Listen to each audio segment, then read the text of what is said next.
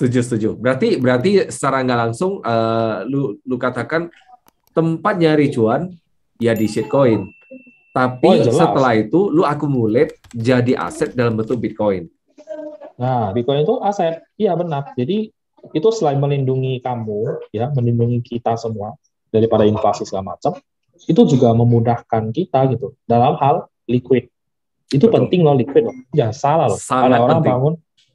bangun ruko ya, gede-gede itu habis berapa juta US gitu. Sampai detik ini tidak ada yang sewa. Waduh. Sekarang pertanyaan saya udah 2 tahun, 24 bulan. Saya kemarin lihat gedungnya terus saya dalam hati pikir, ini kalau saya masukin ke NFT gaming, gedungnya ada di 5. Oh ya, itu is true gitu. Itu Yes, yes. saya tuh pernah kejebak juga gitu sama cewek saya kan, kayak drama-drama properti gitu kan, yang Aduh. tidak liquid, kamu dimakan inflasi, mesti ke pengadilan, ngurus itu. Nah itu habis waktu, cuan nggak ada, duitnya, value-nya decrease, menurun. Setuju, Tuh setuju. ya. Jadi buat saya sesuatu yang tidak liquid, saya bilang itu gedung sama Dogecoin, better Dogecoin. Kenapa? Jauh. Saya besok mau ke 10%, langsung turun. Dananya langsung turun saat itu. Bayangin. Itulah kelebihan, saya bilang, sesuatu yang tidak berwujud, tapi memberikan kamu likuiditi yang besar.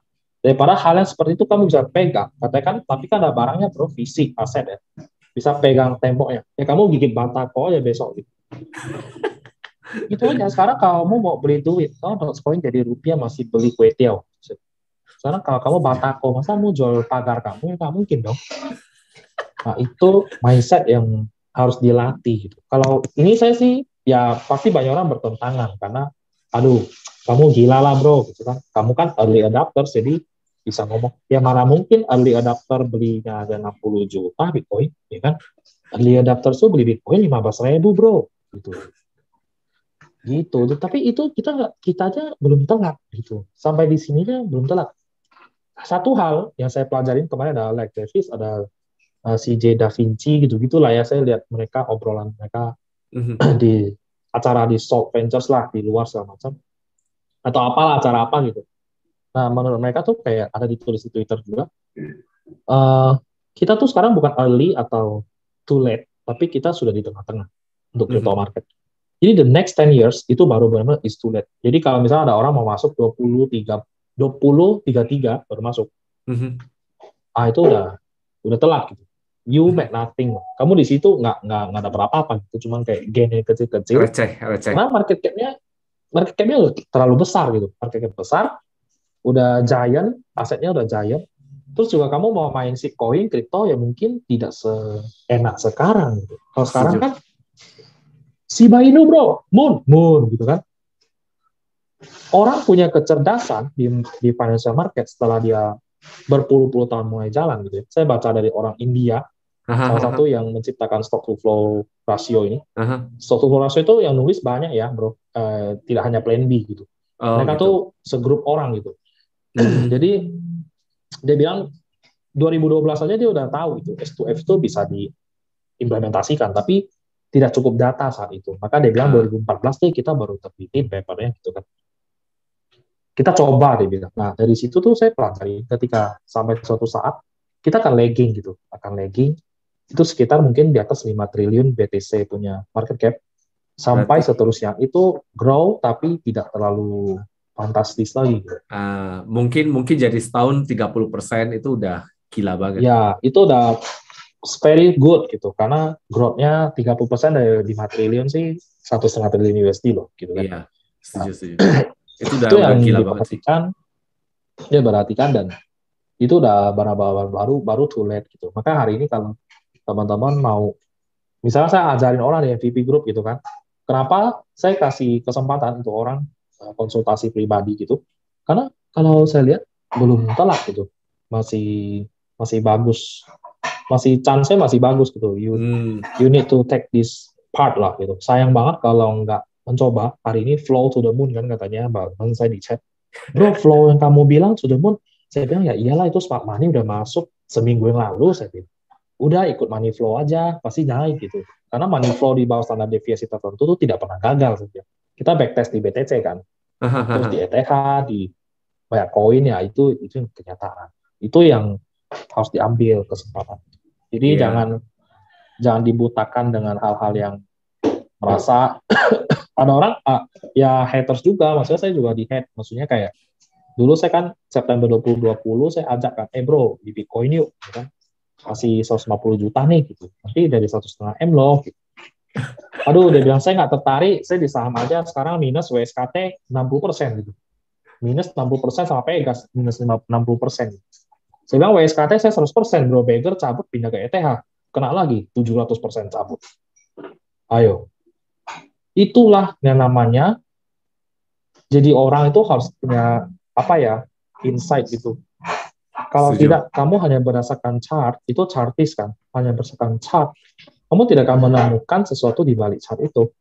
Akhirnya saya halusinasi, dia bilang waktu itu, ya udah, saya bilang ya nggak apa-apa lah, saya bilang kan, saya di saham sih cuma beggar, saya pergi, saya bilang, karena saham itu tidak bisa sampai jomplang banget naiknya gitu kan. Setuju. Setuju.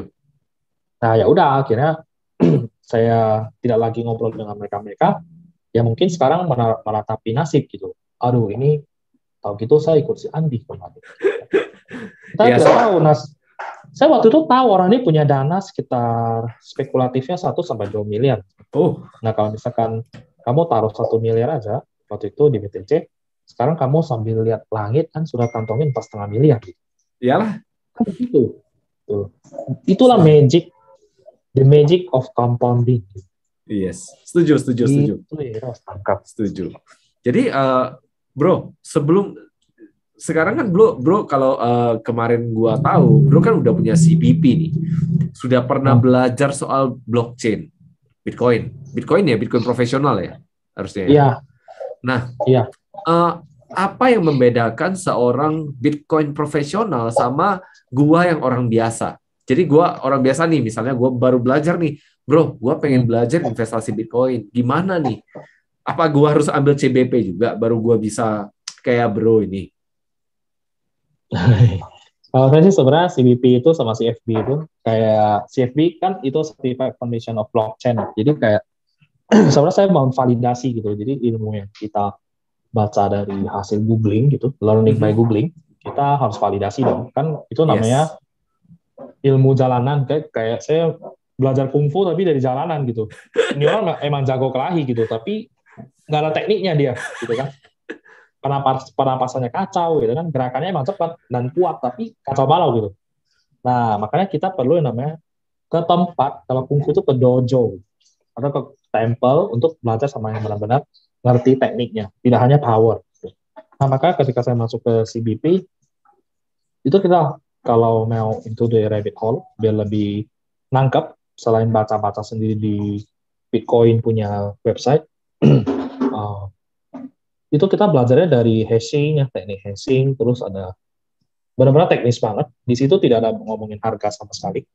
Di situ belajarnya semua tentang sebenarnya Bitcoin itu monster apa gitu, alien apa sih itu sebenarnya kan. Yes, Nah yes. itu dari broadcast notes-nya atau transaksinya seperti apa, validasinya, proof of work-nya, apa konsensus mekanismenya seperti apa gitu ya, distribusinya sebagaimana, terus founding-nya dari tahun 70-an, paper-nya siapa aja yang nulis gitu. Nah itu semua tuh red dot itu, oh saya berarti Uh, langsung mikir, oh berarti saya ilmu jalanan saya benar nih kan, cuma memang perlu disambungin gitu kan. ya, ya, Biar ya. apa? Biar kita punya basic berpikir gitu. Sebenarnya sertifikasi belajar itu kan basic basic dari basic dari sebenarnya berpikir gitu.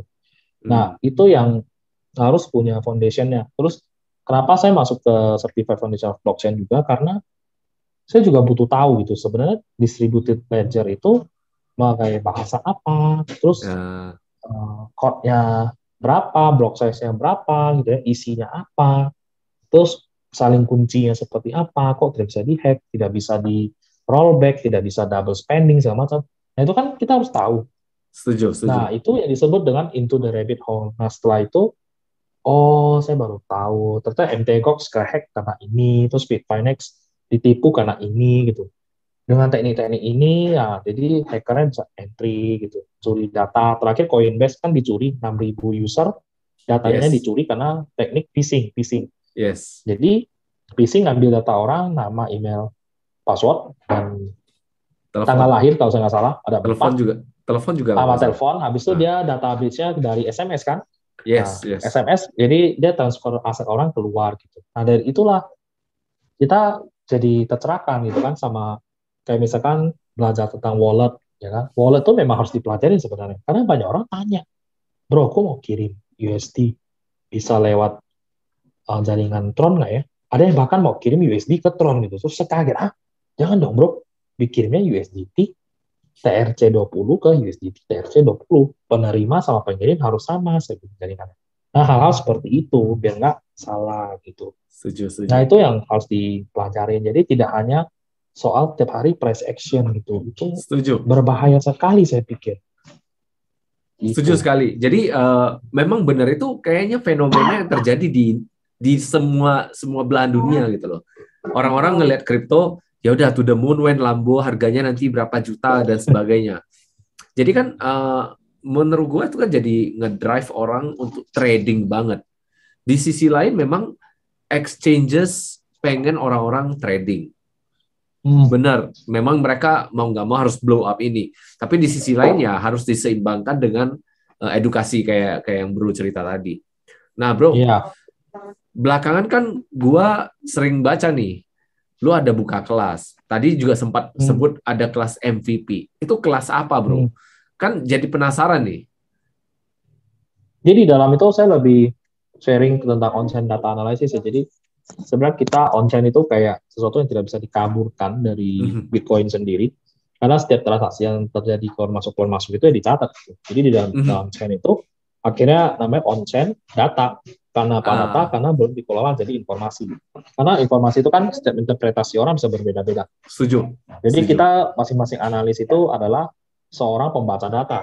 Hmm, Nah, seorang pembaca data yang baik itu adalah orang yang sudah membuktikannya di masa lampau hingga hari mhm, ini. Gitu.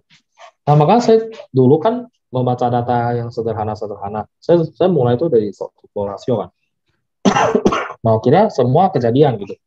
mhm, Itu ada datanya sebenarnya, bukan bukan bukan cenayang ya, sebenarnya saksi. mhm, Itu dihitung berdasarkan kayak SWF emas gitu. Itu bukan cenayang tapi ada rumusnya. mhm, Nah, jadi kalau MVP itu ya kita belajar dari otak. Jadi di dalam bukan tempat sinyal gitu. Jadi saya tidak ada sinyal, saya mhm, juga tidak ada aktif trading. Mungkin orang-orang bingung kok bisa membernya sampai 350 orang gitu ya. Itu di dalam ngapain aja gitu. Itu di dalam mhm, tuh lebih kepada saya sharing ke teman-teman bahwa sebenarnya bisa loh di crypto kamu beli dan tidur aja gitu. Buy and sleep dan bangun ya biasa udah moon gitu. Yang mhm, penting kamu udah tahu caranya. Jadi jangan mhm. sampai berbalik gitu. Karena kalau kamu suruh trading kelas banyak di luar ya bagus-bagus. Jadi Setuju. jangan jangan di flip stock gitu. Kalau flip stock MVP ini bukan untuk trading, most likely untuk invest. Dan kita itu incar gain itu tinggi banget. Gain itu minimal 5 kali, 10 kali gitu. Jadi bukan Mhm, kayak 30% TP gitu. Kasih. Jadi most likely saya memang ngajarin teman-teman, sharing ke teman-teman pakai cara teknik ngegiring profit tuh kayak kita intilin terus pakai trailing stop gitu. Atau enggak trailing stop manual deh gitu. Kamu pasang alarm aja kalau misalkan dia false break out atau dia breakdown atau apa gitu atau ngejam, kamu bisa ada alarm bunyi, mungkin kamu bisa ambil tindakan gitu, mengurangi mhm, posisi atau gimana. Jadi dalam itu tidak ada pelajaran kayak future segala macam sih, cuma saya ah, siapin bagi yang mau belajar ya bisa juga, silakan. mhm, Jadi di dalam tuh ada taman baca namanya knowledge garden. Dia knowledge garden tuh isinya isinya tuh kayaknya sampai sampai beres ya, sampai hidup lu beres juga nggak bakal habis. Karena itu hampir udah mau 2 tera gitu. Jadi knowledge garden itu informasi tentang semua tentang financial market, terutama di Bitcoin dan crypto. Jadi di dalam tuh dari TA itu kan banyak. Jadi misalkan TA yes. yang ahli, misalkan dia pakai Elliott Wave gitu kan. Terus ada yang ahli dia pakai Fibonacci gitu. Mhm, Ada yang WD-GAN atau apa yang banyak lah. Nah, jadi kayak gitu-gitu. Akhirnya ya saya kumpulin semua datanya dan saya sharing ke teman-teman. Karena saya lihat banyak yang kesulitan sih. Ya semoga bisa tercerahkan. Makanya dari situ ya udah saya saya merasa kan banyak orang bilang Bitcoin itu sesuatu Saya pernah dengar podcast ya, jadi ada yang bilang Bitcoin itu sebenarnya instrumen yang egois gitu. Mhm. Karena menurut pengusaha ini dia bilang, main Bitcoin beli Lambo mah egois deh. Itu tidak membantu banyak orang gitu kan. Tapi bagi saya sebenarnya di dalam crypto market itu kalau kita edukasi dengan financial literasi yang benar, itu Mhm. sebenarnya membantu, bukan membantu ya, itu menyelamatkan orang loh sebenarnya. Setuju, setuju. Kayak kamu dapat banyak duit tapi nggak bisa kelola gitu. Bahkan ada yang salah kelola itu kayak dapat duit kerja mati-matian, masukin ke money game-nya scam, terus disalahin apa financial market, itu kan sebenarnya udah misleading. Nah itu hal yang saya tidak setuju. Memang Bitcoin itu ada yang egois memang benar, tapi tidak semuanya gitu. Ya financial literasi kan part of your life sebenarnya. Emang lu bisnis nggak ada financial literasi? Kan begitu pertanyaan. Kamu kelola duit gimana gitu kan? Nah itu Setuju, yang setuju. saya melihat tujuan saya adalah visi Cryptstock itu adalah menciptakan semua orang yang mandiri, investor yang mandiri. Jadi nggak perlu tiap hari tanya saya gitu. Jadi saya ini cuma penyalur penyalur knowledge doang. Jadi teman-teman kalau join suatu hari bisa jalan sendiri, tidak perlu tanya saya Sianggi, aduh gimana bro, beli apa, kapan pam, kapan dam, nggak usah. Karena tahu sendiri gitu, habis itu udah tinggal copy cara saya, go ahead, kamu udah selesai. Dan itu kan termsnya per tahun kan, kalau tahun depan kamu sudah tidak langganan lagi, ya udah saya anggap kamu udah lulus, selesai. Karena itu Mhm. visi saya bukan kalian di farming atau member di farming oleh saya atau kalian harus ikut saya terus, nggak usah sih. Sip, sip, sip. Nanti linknya dibagi ya, bro. Jadi saya masukkan ke kolom deskripsi. Siap. Mantap, mantap. Jadi tadi kan kita udah sempat ngomong soal sedikit soal on-chain nih. Jadi apakah Hmm. sekarang, bro, kalau untuk apa namanya untuk ngambil keputusan itu pure cuman on-chain atau gimana? Soalnya kan kalau kita cerita kripto lain itu kan nggak ada Hmm. on-chainnya, bro. Hmm. Jadi gimana, bro?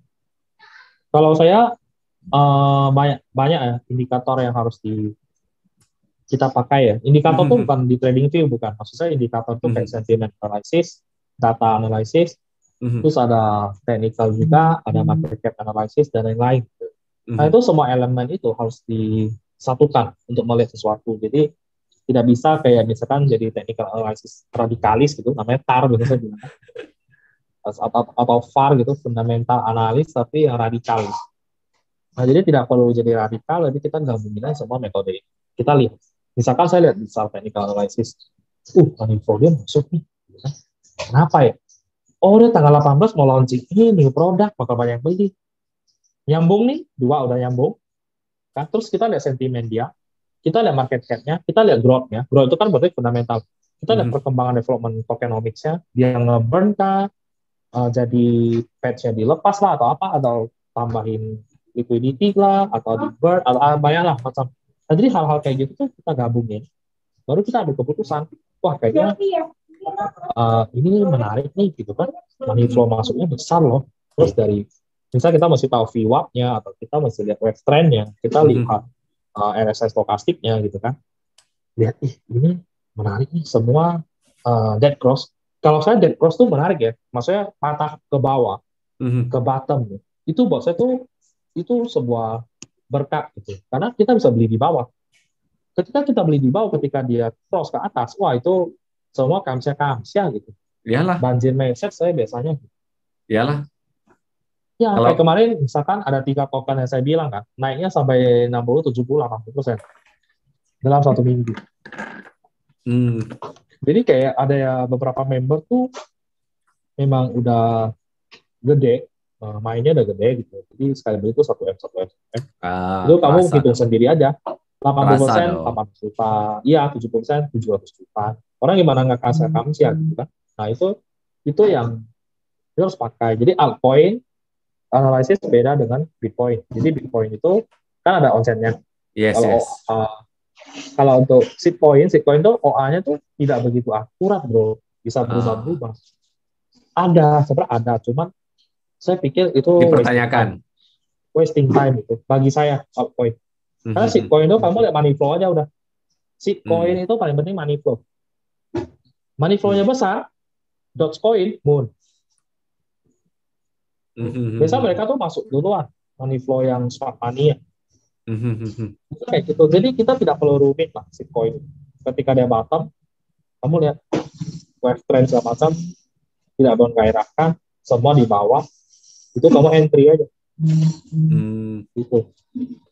Mantap, mantap, mantap. Nah, kalau nanti misalnya pengen tahu lebih banyak, langsung ke Cryptstock. Nanti lihat linknya di deskripsi. Atau follow nanti IG-nya. IG-nya ntar gua tempelin di bawah, bro. Jadi nanti ini kan kita edit lagi gitu jadinya. Ya. Gitu. Nah, lalu kira-kira nih, tadi kan bro sempat bahas soal TA radikal, FA radikal. Jadi kira-kira nih, apa yang benar-benar ngebedain on-chain dengan yang lain, bro? Soalnya kan kita cerita soal fundamental, wah itu kan udah diaudit, ada auditornya, Big Four dan sebagainya.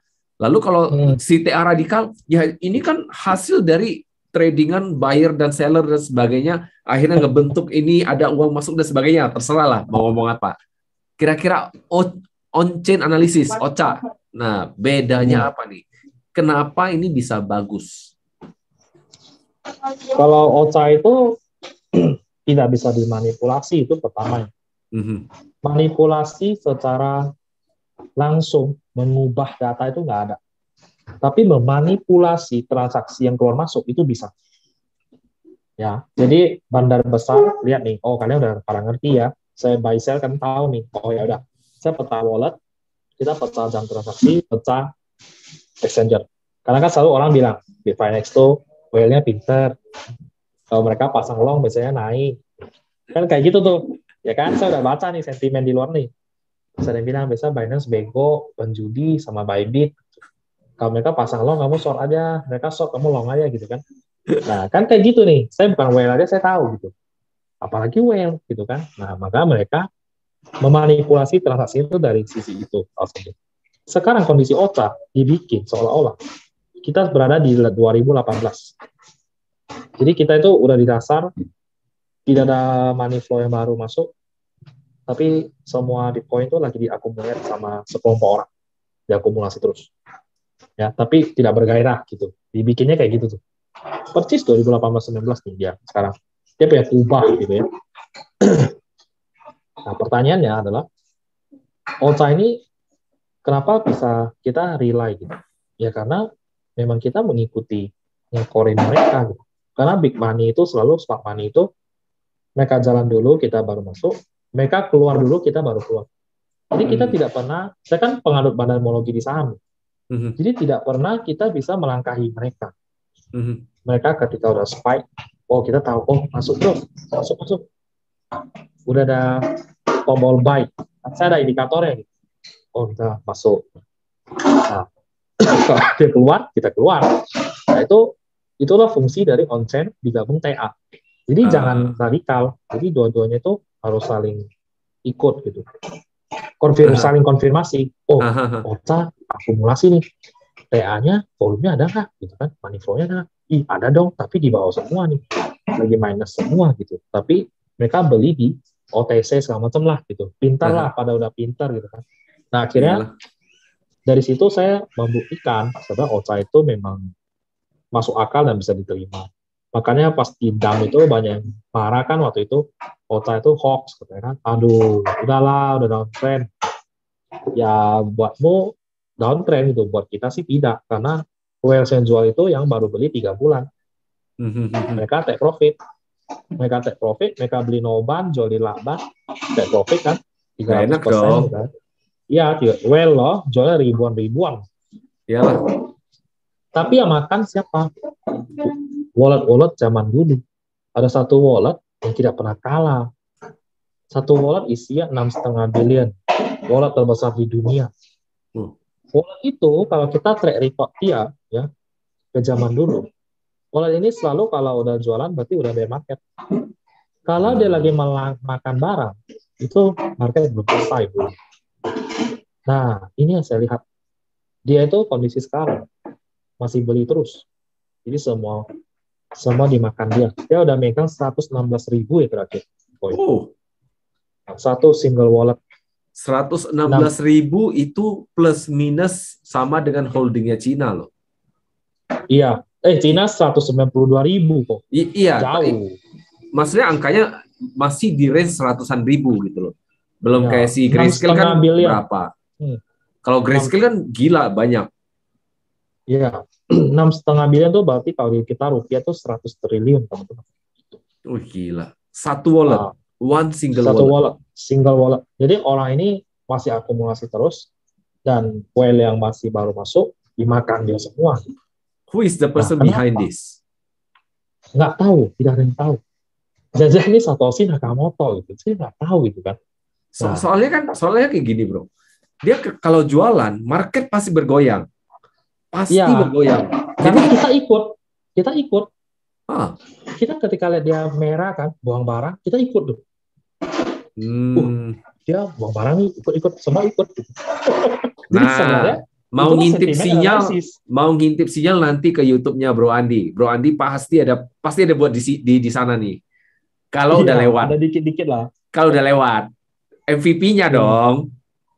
Itu baru, itu ada. Iya. Oke. Menarik banget. Berarti kalau misalnya nih kita ngambil data kayak di Glassnode nih. Kalau di Glassnode kan tuh datanya bisa dibilang lebih general. Berarti lu bener-bener dig sampai ke rabbit hole yang sampai per satu walletnya gitu ya? Iya, harus kita teliti banget untuk smart money karena kan saya tidak ada tools yang robot yang canggih banget gitu ya.